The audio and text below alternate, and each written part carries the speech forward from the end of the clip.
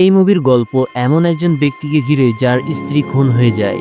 সে চায় তার স্ত্রীর খুনির শাস্তি হোক, কিন্তু পুলিশের উপর ভরসা না রেখে ইয়াংহু নিজেই খুনিকে খুঁজতে শুরু করে। কিন্তু তদন্ত শেষে সে এক ভয়ঙ্কর সত্যের মুখোমুখি হয়। পুরো ভিডিওটা দেখলে বুঝতে পারবেন ইয়াংহু কি জানলো শেষ পর্যন্ত। আসসালামু আলাইকুম বন্ধুরা, আশা করছি আপনারা সকলেই ভালো আছেন। মুভি মঞ্চের আরও একটি নতুন মুভি এক্সপ্লেনেশনে আপনাদের সকলকে আমন্ত্রণ। আজকে আমি আপনাদের জন্য নিয়ে এসেছি 2019 সালের একটি Korean mystery thriller movie the কালপ্রিটের এক্সপ্লেনেশন।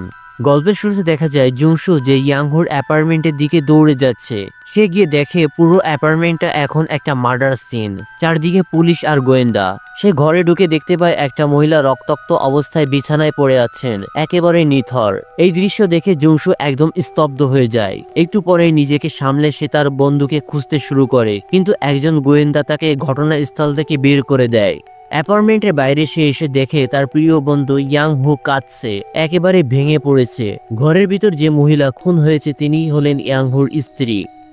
কে হত্যা করেছে সেটা এখনো জানা যায়নি। ঘটনার 2 সপ্তাহ পর পুলিশ জুংসুকে গ্রেপ্তার করে, কারণ খুনের জায়গায় তার চুল পাওয়া গিয়েছে।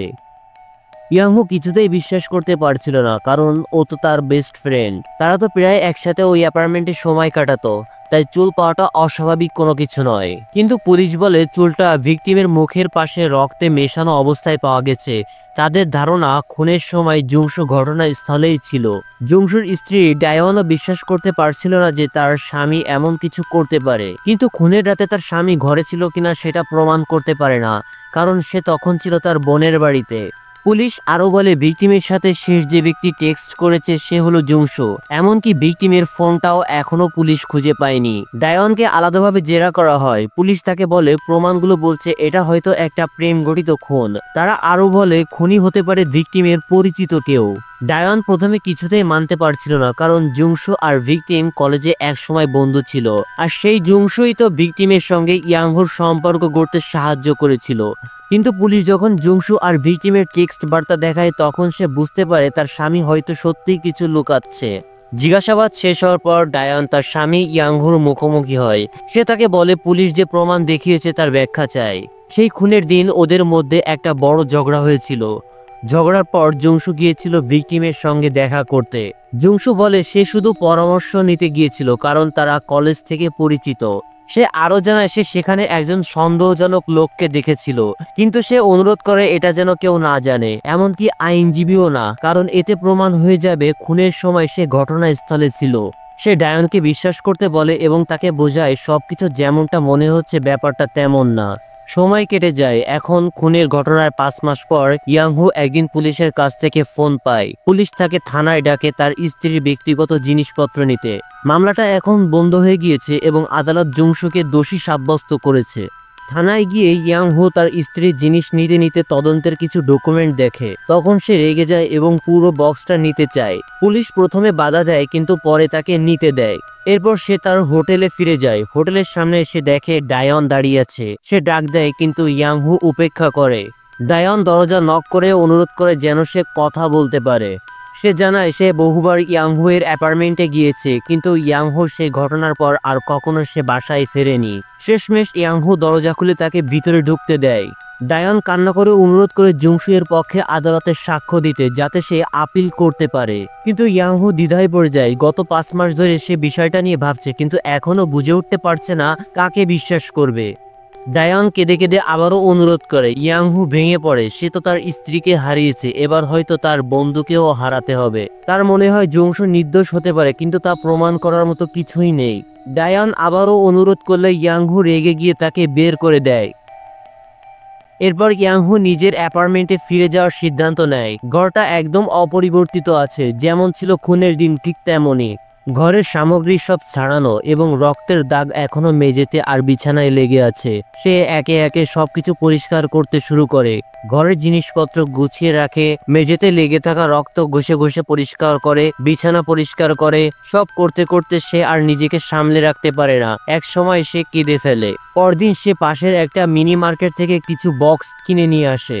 ফিরে আসার পথে দেখে ডায়ান তার মেয়েকে কিন্ডারগার্টেন থেকে নিতে এসেছে, কিন্তু সেখানে অন্য মায়েদের সঙ্গে তার ঝগড়া হয়ে যায়। তার মেয়ে এলে একমা তার মেয়েকে আঘাত করে। ডায়ান রেগে যায়, কিন্তু তার মেয়ে কাঁদতে থাকায় সে আর কিছু না বলে সেখান থেকে চলে যায়। ইয়াংহু বাসায় ফিরে আসে।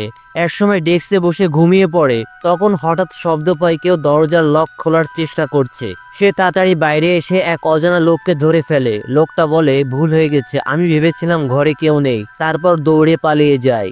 ইয়াংহু আবার ঘরে ফিরে আসে, তার হাতে রক্ত লেগে যায়। সে একটা তোয়ালে দিয়ে হাত মুছতে যাচ্ছিল, তখন তার মনে পড়ে কিছু একটা। সে তদন্তের বক্স থেকে একটা ছবি বের করে তোয়ালের হ্যাঙ্গারের সঙ্গে মিলিয়ে দেখে। তখন সে বুঝতে পারে খুনের সময় তাওয়ালের র্যাকের অবস্থা কিছুটা অস্বাভাবিক। এই আবিষ্কারই তাকে আবার নতুন করে তদন্ত শুরু করতে উৎসাহ দেয়। সে ঠিক করে আবার তার স্ত্রীর খুনির আসল সত্যিটা বের করবেই। ইয়াংহু তদন্তের বক্স থেকে ছবি বের করে ভালো করে লক্ষ্য করে, তারপর চেষ্টা করে ঘটনার রাতের খুনের দৃশ্যটা হুবহু রিক্রিয়েট করতে। সে বিভিন্ন সম্ভাব্য ঘটনা রিহার্সেল করে, যাতে বোঝা যায় সেই রাতে আসলে কি ঘটেছিল। পরদিন ডায়ান আবার আসে ইয়াংহুর অ্যাপার্টমেন্টে। সে ঘরে ঢুকে বিছানায় নকল রক্ত দেখে ভয় পেয়ে যায়। ইয়াংহু তাকে বলে, এই রক্ত আমি নিজে বানিয়েছি। সে বোঝায় যে সে ঘটনাস্থল আবার তৈরি করার চেষ্টা করছে, যাতে সে সত্যি কি ঘটেছিল সেটা বুঝতে পারে। সে আরও বলে, আমি এখন শুধু সত্যটা জানতে চাই, যাতে আমি হয়তো কাউকে ঘৃণা করতে পারি কিংবা ক্ষমা করতে পারি, তারপর শান্তিতে জীবনটা এগিয়ে নিয়ে যেতে পারি। তারপর সে দেখায় সে কি কি খুঁজে পেয়েছে। তার স্ত্রীর অন্তর্বাস ঝোলানো তাওয়ালের হ্যাঙ্গারটা খুনের সময় ঢেকে রাখা ছিল। ইয়াংহু বলে, যদি জুংসু সেদিন সেখানে যেত তাহলে সে হ্যাঙ্গারটা সরাতো, কারণ এটা স্বাভাবিক যে কেউ পরিচিত হলেও এমন কিছু দেখানো হয় না। এই থেকে ধারণা হয় জুংসু ছিল না সেই রাতের ভিজিটর। হয়তো কেউ অল্প সময়ের জন্য এসেছিল, কিংবা এমন কেউ ছিল যাকে তার স্ত্রী বিরক্ত হয়নি ওই দৃশ্য দেখাতে।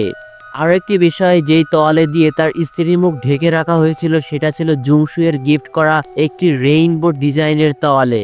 ইয়াংহু বলে, যদি জুংসুই খুনি হতো তাহলে সে নিজের গিফট করা তোয়ালে চিনে ফেলতো এবং সেটা ব্যবহার করত না।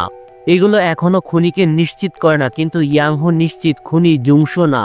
এই যুক্তিগুলোর শর্তেও পুলিশ এখনো বিশ্বাস করে এটা একটা পরকীয়া ঘটনা এবং জুংসুই খুনি। ইয়াংহু বলে সে আপিলের কোর্টে জুংসু এর পক্ষে সাক্ষ্য দেবে, কিন্তু সে ডায়ানের কাছে অনুরোধ করে যেন সে খুনিকে খুঁজে বের করতে সাহায্য করে। এরপর দিন ডায়ান আবার আসে তাকে সাহায্য করতে, কিন্তু ইয়াংহু তখন ঘরে নেই।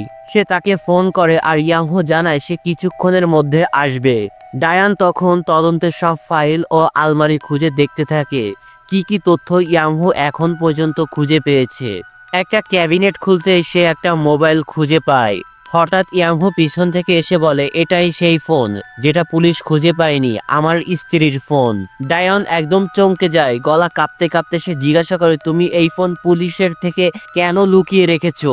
ইয়াংহু বলে, আমি ইচ্ছা করে লুকাইনি, এই ফোনে আমার আর আমার স্ত্রীর অনেক প্রাইভেট ছবি আছে যেগুলো আমি চাই না পুলিশ দেখুক। সে ডায়ানকে বলে এই ব্যাপারটা গোপন রাখতে, পুলিশকে কিছু বলা যাবে না। এরপর তারা আবার মার্ডার সিন রিহার্সেল করতে শুরু করে। ডায়ান এখনো কিছুটা ভয় পায়, কিন্তু ইয়াংহু জোর করে তাকে রাজি করায়। এবার ইয়াংহু খুনির চরিত্রে আর ডায়ান তার স্ত্রীর চরিত্রে অভিনয় করে। সে বলে মেঝেতে শুয়ে পড়ো, তারপর সে দেখায় এখানে ধস্তাধস্তির চিহ্ন আছে। এরপর সে ডায়ানের গলা টিপে ধরে, কিন্তু হঠাৎ সে অতি আবেগপ্রবণ হয়ে পড়ে এবং খুব জোরে চেপে ধরে।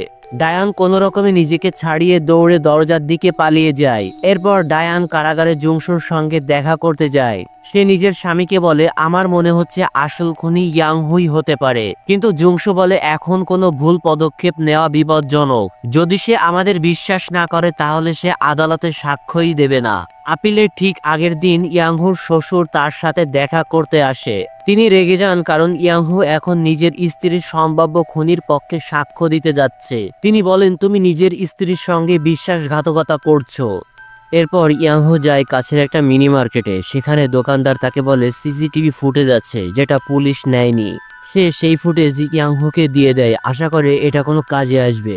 ভিডিওতে সরাসরি ইয়াংহুর অ্যাপার্টমেন্ট দেখা যায় না, কিন্তু দেখা যায় কে কে দোকানের সামনে দিয়ে হেঁটে গেছে।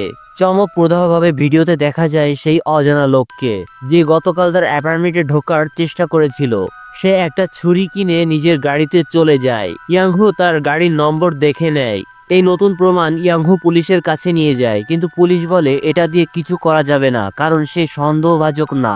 এরপর ইয়াংহু এবং ডায়ন তাদের উকিলের সঙ্গে পরামর্শ করে, কিন্তু উকিল বলে এত দেরিতে নতুন প্রমাণ আদালতে গ্রহণযোগ্য নয়, তাদের আপিলের রায় আসা পর্যন্ত অপেক্ষা করতে হবে। ইয়াংহু এটা মেনে নিতে পারে না, সে বলে আমি এত গুরুত্বপূর্ণ প্রমাণ পেয়েছি, এখন শুধু বসে থাকতে পারবো না। সে এরপর একজন ডিটেকটিভকে ঘুষ দেয়, তাকে বলে গাড়ির নম্বর থেকে লোকটার ঠিকানা বের করতে। আপিলের দিন সকালে সে ওই ঠিকানায় পৌঁছে যায়। যখন সেই অজানা লোক আসে, ইয়াংহু তাকে আক্রমণ করে এবং কিডন্যাপ করে। সে লোকটিকে নিজের অ্যাপার্টমেন্টে নিয়ে যায়, ঠিক সেই বিছানায় বেঁধে রাখে যেখানে তার স্ত্রীকে খুন অবস্থায় পাওয়া গিয়েছিল। লোকটা জ্ঞান ফিরে পাওয়ার পর ইয়াংহু তাকে জিজ্ঞেস করে হাজারটা প্রশ্ন, কিন্তু সে কোনো উপযুক্ত উত্তর দেয় না।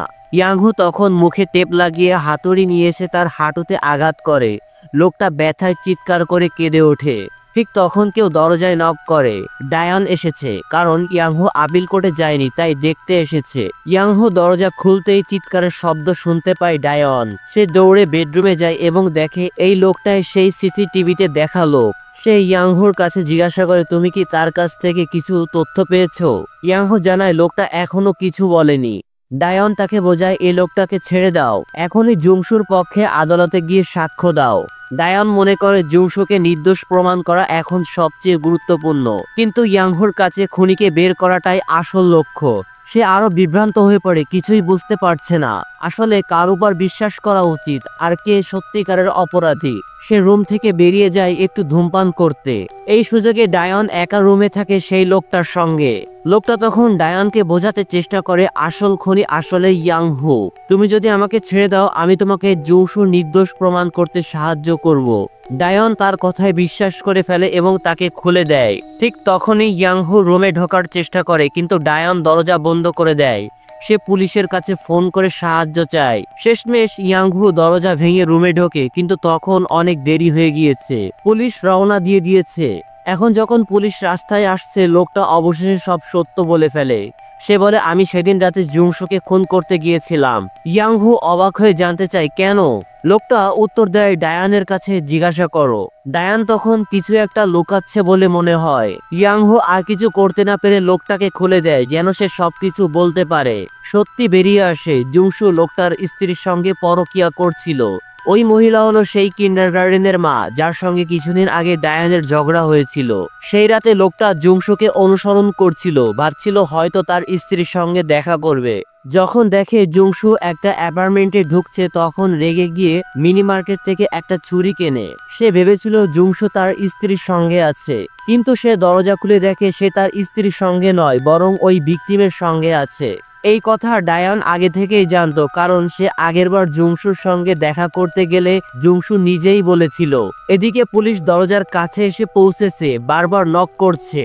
লোকটা বাঁচার জন্য চিৎকার শুরু করে। ডায়ন তাকে চেপে ধরে রাখে আর ইয়াংহুকে বলে দয়া করে দরজা খুলো না। ইয়াংহু এখন একটা জটিল সিদ্ধান্তের মুখোমুখি। সে কি ওই লোকটার কথা বিশ্বাস করবে নাকি জুংশুকে সাহায্য করবে? ডায়ন আবার তাকে অনুরোধ করে, তুমি চাইলে আদালতে সাক্ষ্য দিও না, শুধু ওই মানুষটার কথাগুলো আপাতত পুলিশের কাছে বলো না। ইয়াংহু তখন হাতুড়ি ফেলে দেয় আর ধীরে ধীরে দরজার দিকে এগিয়ে যায়। ডায়ন তাকে থামানোর চেষ্টা করে, কিন্তু ওই লোকটা ডায়নকে ধরে ফেলে। হঠাৎ ডায়ন হাতুড়ি দিয়ে লোকটার গলায় আঘাত করে আর সে সেই মুহূর্তেই মারা যায়। পুলিশ তখনও দরজা ধাক্কা দিচ্ছে। ডায়ান বলে চলো আমরা এই খুনের জন্য ওর দোষ বসিয়ে দিই, তাহলে আমি জুংশুকে বাঁচাতে পারবো। কিন্তু ইয়াংহু তখন ভয়ে একেবারে হতভম্ব হয়ে যায়। যখন পুলিশ দরজা ভেঙে ফেলে, তখনও ইয়াংহু কিছুই বলে না। তখন হঠাৎ ডায়ান নিজেই নিজের পেটে হাতুড়ি দিয়ে আঘাত করে, যাতে পুলিশ মনে করে ইয়াংহুই তাকে মারার চেষ্টা করেছে। পুলিশ ঘরে ঢুকে ইয়াংহুকে গ্রেপ্তার করে। এরপর জুংশু মুক্তি পায়। তার উকিল তাকে বলে তোমার বিরুদ্ধে মামলার সব অভিযোগ উঠে গেছে। ইয়াংহু তখন তার স্ত্রীর খুনের দায়ে গ্রেপ্তার হয় আর ডায়ন হাসপাতালে ভর্তি। জুংশু এরপর তার মেয়েকে আনতে গাড়ি চালিয়ে যায়। গাড়ি চালাতে চালাতে সে একটা ব্যাগ খোলে আর দেখে ভিতরে কিছু একটা অদ্ভুত লাগছে। গাড়ি থামিয়ে ব্যাগটা খুলে সে চমকে ওঠে। ভেতরে আছে একটা রক্তমাখা ছুরি। সে তখনই বুঝে যায় আসল খুনি ইয়াংহু নয়, বরং তার স্ত্রী ডায়ন। আসলে ওই রাতে ডায়ন দেখেছিল জুংশু ভিকটিমের অ্যাপার্টমেন্ট থেকে বের হচ্ছে। আমরা আগে জেনেছিলাম জুংশু সত্যি একজনের সঙ্গে পরকিয়া করছিল, কিন্তু সেটা ভিকটিম ছিল না, সে আসলে সেখানে গিয়েছিল কারণ ভিকটিম তার পরকীয়া জেনে গিয়েছিল এবং সেটা নিয়ে আলোচনা করতে চেয়েছিল। ডায়ন তখন ওই ভিকটিমের দরজা নক করে, আর পরিচিত হওয়ার কারণে ভিকটিম তাকে ভেতরে ঢুকতে দেয়। সে জিজ্ঞাসা করে জুংসো কি একটু আগে এখানে ছিল? ভিকটিম বলে না। এতেই ডায়ন নিশ্চিত হয় তারা পরকীয়া করছে। সে তখন রেগে গিয়ে ভিকটিমকে চড় মারে আর গলা টিপে ধরে, তারপর একটা ছুরি নিয়ে তার পেটে আঘাত করে। সবশেষে সে রক্ত মুছে ফেলে আর একটা তোয়ালে দিয়ে ভিকটিমের মুখ ঢেকে রেখে বেরিয়ে যায়। এইভাবেই গল্পের রহস্যর উদ্ঘাটন হয়। এরকম ধরনের মুভির এক্সপ্লেনেশন বাংলায় পেতে আমাদের চ্যানেল সাবস্ক্রাইব করে পাশে থাকুন। ধন্যবাদ।